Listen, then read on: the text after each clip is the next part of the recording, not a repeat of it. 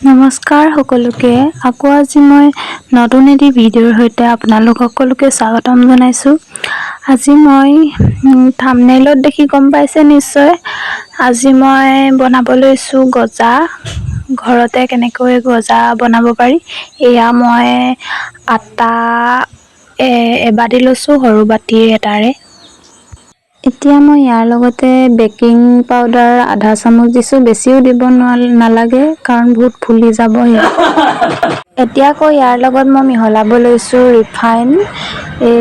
এতিয়া মই ৰিফাইনখিনিয়ে ধুনীয়াকৈ মিহলাই ল'লোঁ। এতিয়া মই লাডু কৰি এতিয়া চাইছোঁ, যদি ভাগি যায় আকৌ অলপ ৰিফাইন দি মঠিব লাগিব। এতিয়া যিহেতু ভাগি যোৱা নাই সেইবাবে মই এনেকৈ থৈ দিছোঁ। এতিয়া মই এইটো আটাৰ ডোটো অকণমান টানকৈ মঠি ল'লোঁ। টানকৈ মঠিব লাগিব, তেতিয়াহে ভাল হ'ব। এতিয়া মঠি মই অলপ সময়ৰ বাবে থৈ দিম। বেছি সময়ো থ'ব নালাগে, এইটো অকণমান টানকৈ মঠিব লাগিব।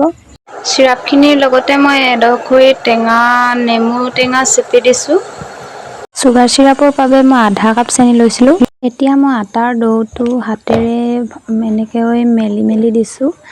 এতিয়া মেলি লওঁ প্ৰথমতে।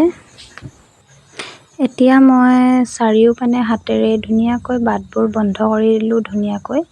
এতিয়া এইটো মই ভালকৈ কাটি লওঁ এখন কটাৰীৰে। এতিয়া মই ধুনীয়াকৈ গজাৰ ষ্টাইলত মই এতিয়া কাটি ল'লোঁ। এইটো বেছি দীঘলীয়া হ'ল বাৰু এই দুটা। এতিয়া মই এইখিনি ফ্ৰাই কৰিমগৈ ৰিফাইনত দি। আৰু এতিয়া ডাঙৰ কেৰাহী এখনত মই ৰিফাইনত দি দিছোঁ। আৰু কেৰাহীখন ক'লা দেখি নাহাঁহিব কাৰণ জুইত দিয়া কেৰাহী যিহেতু। আৰু এতিয়া এইখিনি ৰঙচুৱা হৈ গৈছে। ৰঙচুৱা হোৱাৰ বাবে এইখিনি মই এতিয়া নমাই ল'ম। আৰু এতিয়া চুগাৰ চিৰাপখিনিত মই গজাকেইটা দি দিছোঁ। অলপ ফুলি গৈছে, দেখিছে আপোনালোকে। ৰাতি বনাইছোঁ যিহেতু কেমেৰা কোৱালিটিটো ভালকৈ নাই অহা, তথাপিও দেখিবলৈ ইয়াত শুৱনীয়া হৈছে। আৰু এটা খাই চালোঁ, বহুত ধুনীয়া হৈছে খাবলৈও। যদি ৰেচিপিটো ভাল লাগিলে like, comment, share and subscribe কৰিব।